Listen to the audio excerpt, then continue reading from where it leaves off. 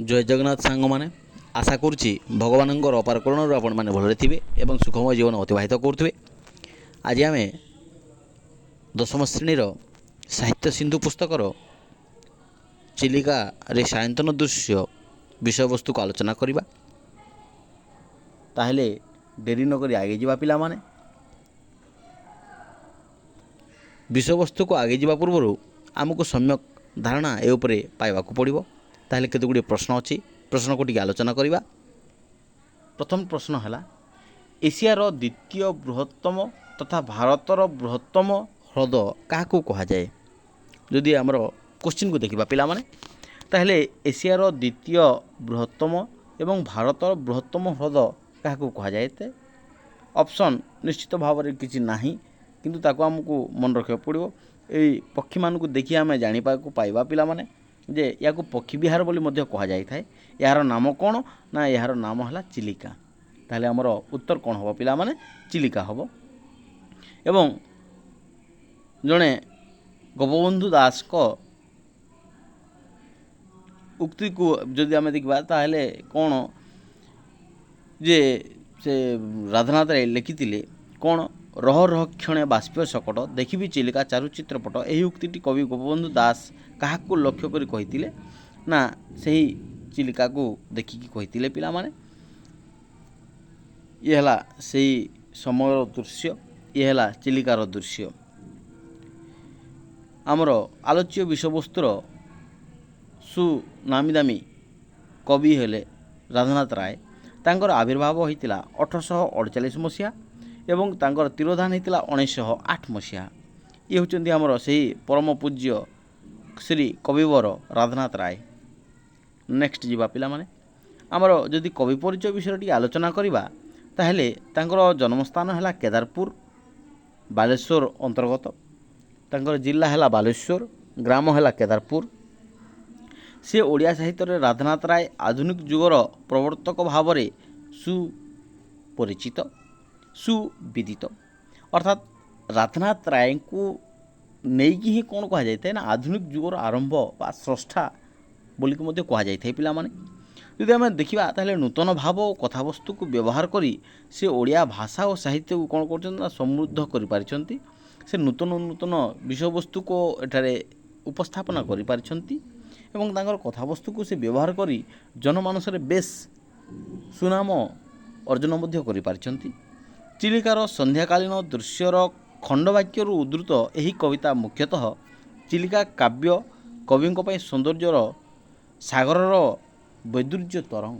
अर्थात एठारे से देखिचंती जे चिलिका को से नहीं कि केते गुड़े परिकल्पना करछंती एवं से जो संध्याकालीन दृश्यटा एते सुमनोहर जहाँ से भूली पारि नाहांती एवं तांको सेठारे कौन करछंती ना लिपिबद्ध करी रखिचंती।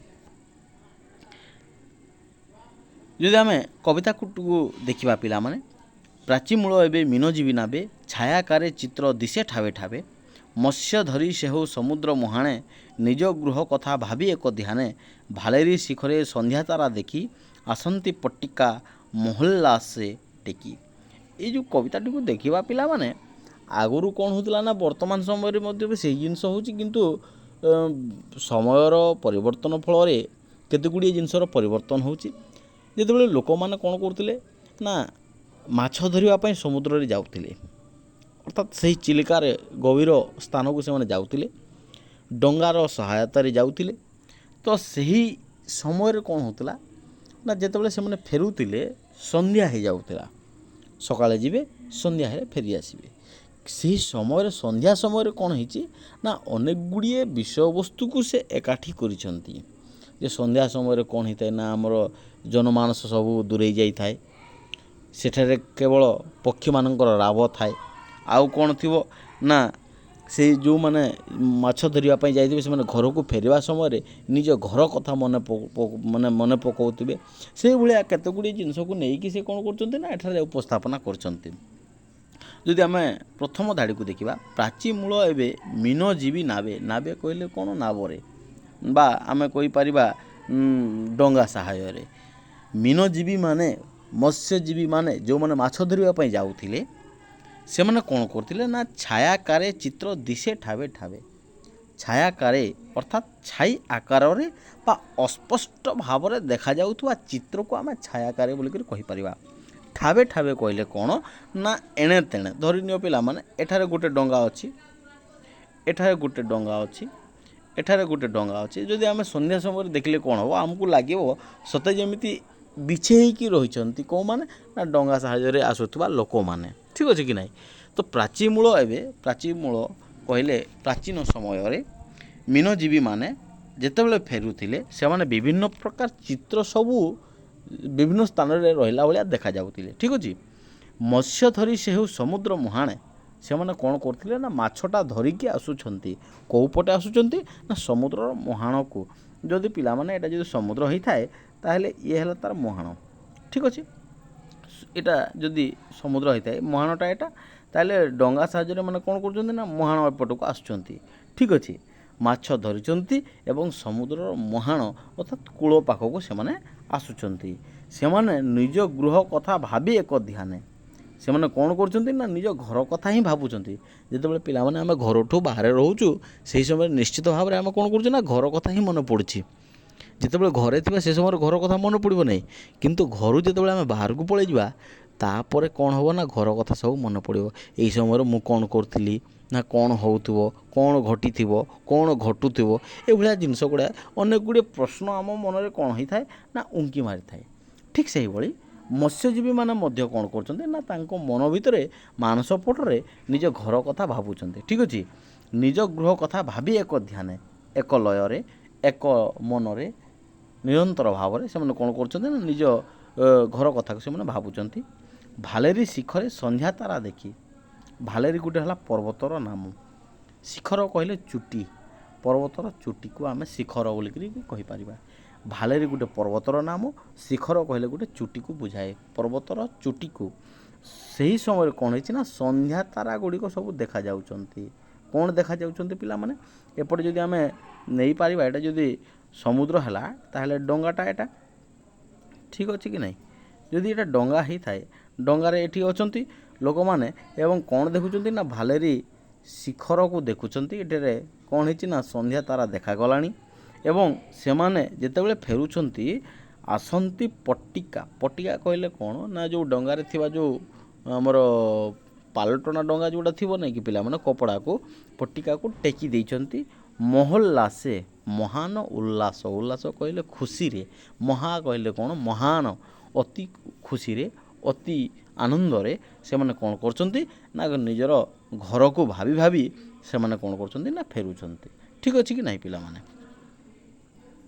ଇଏ ହେଲା ସେଇ ଡଙ୍ଗାର ଦୃଶ୍ୟ ଏବଂ ଇଏ ହେଲା ସେଇ ଭାଲେରୀ ପର୍ବତ। ଏଠାରେ ସନ୍ଧ୍ୟାକାଳୀନ ଦୃଶ୍ୟ ହେଇଛି। ଏଠାରେ କ'ଣ ଥିବ ନା ତାରା ଗୁଡ଼ିକ ଦେଖାଯାଉଥିବ। ଠିକ୍ ଅଛି ପିଲାମାନେ? ଇଏ ହେଲା ସେଇ ଯିବା ସମୟର ଦୃଶ୍ୟ ଏବଂ ଇଏ ହେଲା ଆମର ଫେରିବାର ସମୟର ଦୃଶ୍ୟ।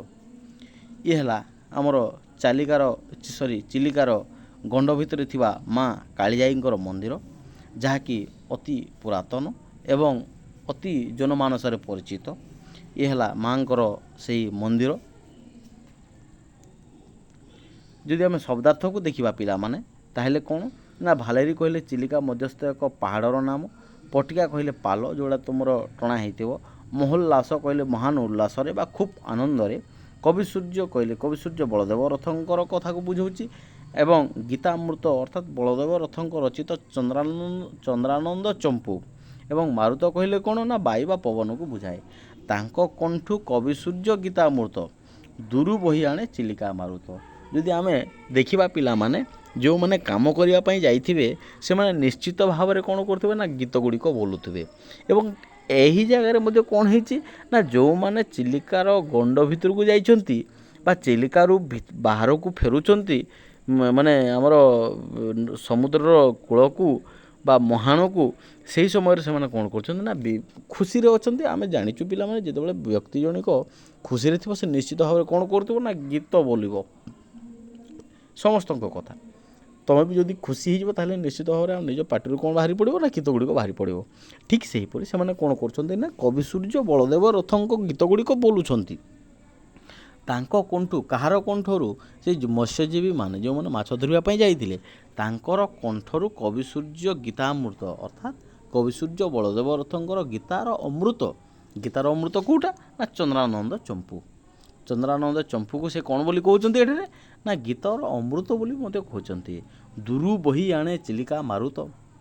ଦୂରୁ କହିଲେ କ'ଣ ସମୁଦ୍ରର ଭିତରୁ କ'ଣ କରୁଛି ନା ଚିଲିକାର ଭିତରୁ ପବନଟା ତାଙ୍କର କଣ୍ଠରୁ ଯେଉଁ ବାହାରୁଛି କବିସୂର୍ଯ୍ୟଙ୍କର ଗୀତାର ଅମୃତକୁ ସେହି ଅମୃତକୁ ବା ସେହି ସ୍ୱରକୁ ସେହି କଣ୍ଠକୁ ସେହି ଲୟକୁ କ'ଣ କରୁଛନ୍ତି ନା ପବନ ସବୁ ଆଗକୁ ନେଇ ଆସୁଛି। ଏ ହେଲା ସେଇ ଚିଲିକା ମଧ୍ୟରେ ଥିବା ପକ୍ଷୀମାନଙ୍କର ଦୃଶ୍ୟ। ପିଲାମାନେ ତାକୁ ପକ୍ଷୀ ବିହାର ବୋଲିକରି ମଧ୍ୟ କୁହାଯାଇଥାଏ କାହାକୁ ନା ଚିଲିକାକୁ। ଏବଂ ଏ ହେଲା ମାଛମାନଙ୍କର ଦୃଶ୍ୟ। ଆମେ ଯଦି ୟାକୁ ସମୀକ୍ଷା କରିବା ତାହେଲେ ଦେଖିବା ଚିଲିକାରେ ସନ୍ଧ୍ୟାକାଳୀନ ଦୃଶ୍ୟ ହୋଇଛି, ଅର୍ଥାତ୍ ଚିଲିକା ମଧ୍ୟରେ ସନ୍ଧ୍ୟା ହୋଇଯାଇଛି। ପ୍ରାଚୀ ମୂଳରେ ମୀନଜୀବୀମାନଙ୍କର ଛାୟାଚିତ୍ର ସ୍ଥାନରେ ବା ଠାବେ ଦେଖିବାକୁ ମିଳୁଛି। ଠାବେ କହିଲେ କ'ଣ ପିଲାମାନେ ନା ଆମେ ତାକୁ ସ୍ପଷ୍ଟ ଭାବରେ ମାନେ କହିପାରିବା ନାହିଁ, କିନ୍ତୁ ତାକୁ ଅନୁମାନ କରି କହିପାରିବା ହଁ ଏହି ପାଖରେ କ'ଣ ଗୋଟେ ଅଛି। ଠାବର ଅର୍ଥ ହେଲା ଖୋଜିକି ପାଇବାଟାକୁ ଠାବ ବୋଲି କୁହାଯାଇଥାଏ। ଠିକ୍ ଅଛି। ସମୁଦ୍ର ମୁହାଣରୁ କ'ଣ ନା ମାଛ ଧରି ଧୀବରମାନେ ଗୃହ କଥା ଭାବି ଫେରୁଥିଲେ। ସେମାନେ ନିଜ ଘର କଥା ଭାବି ଫେରୁଛନ୍ତି। ଗୀତତାନର ଉଲ୍ଲାସର ଆତ୍ମା ହେଉଛି କ'ଣ ନା ଗୀତାମୃତ। ସେମାନେ କ'ଣ କରୁଛନ୍ତି ନା କବିସୂର୍ଯ୍ୟ ବଳଦେବ ରଥଙ୍କ ରଚିତ ଚନ୍ଦ୍ରାନନ୍ଦ ଚମ୍ପୁକୁ ସେମାନେ ଗାନ କରୁଛନ୍ତି। ଏବଂ ଏହି ସଙ୍ଗୀତର ଆବେଗରେ ମନ ବିଚରଣ କରୁଛି କେଉଁଠି ନା ଅତୀନ୍ଦ୍ରିୟ ବେଶରେ। ଅର୍ଥାତ୍ ଅତୀନ୍ଦ୍ରିୟ ଦେଶ ବୋଲି କହିଲେ କ'ଣ ନା ଯେଉଁ ଜାଗାରେ ଇନ୍ଦ୍ରିୟ ପ୍ରବେଶ କରିପାରିବ ନାହିଁ ସେହି ସ୍ଥାନକୁ କୁହାଯାଇଥାଏ ଅତୀନ୍ଦ୍ରିୟ ଦେଶ ବୋଲିକରି। ଅତୀନ୍ଦ୍ରିୟ ଦେଶ ବୋଲିକରି କୁହାଯାଇଥାଏ ତାକୁ। ଠିକ୍ ଅଛି ପିଲାମାନେ। ନେକ୍ସଟ ଆମେ ପ୍ରଶ୍ନାବଳୀକୁ ଟିକେ ଦେଖିବା। ଏଇଟା ତୁମ ପାଇଁ ପ୍ରଶ୍ନ, ଏହାର ଉତ୍ତର ନିଶ୍ଚିତ ଭାବରେ କରିକି ଦେଖାଇବ। ଚିଲିକାରେ ସାୟନ୍ତନ ଦୃଶ୍ୟ ଡେକ୍ସ କାବ୍ୟର ଅଂଶବିଶେଷ। ଏ ହେଲା ପ୍ରଥମ ପ୍ରଶ୍ନ। ପ୍ରାଚୀ ମୂଳରେ ଡେକ୍ସ ଛାୟାଚିତ୍ର ଦେଖାଯାଉଥିଲା। ଏଇଟା ହେଲା ଦ୍ୱିତୀୟ ପ୍ରଶ୍ନ। ସମୁଦ୍ର ମୁହାଣରୁ ମାଛ ଧରି ଧୀବରମାନେ କ'ଣ ବା କାହା କଥା ଭାବି ଫେରୁଥିଲେ, ଏଇଟା ତୁମେ ଲେଖିବ ଏବଂ ଗୋଟିଏ ବାକ୍ୟରେ ଉତ୍ତର ଦେବ। ଭାଲେରୀ ପର୍ବତ ଚିଲିକାର କେଉଁ ଦିଗରେ ଅବସ୍ଥିତ? ଆମର ଫାର୍ଷ୍ଟରେ ହିଁ ଅଛି ପିଲାମାନେ। ପ୍ରାଚୀର ଅର୍ଥ କ'ଣ କହିଥିଲି ନା ଏଠି ଦେଖିବା ଯଦି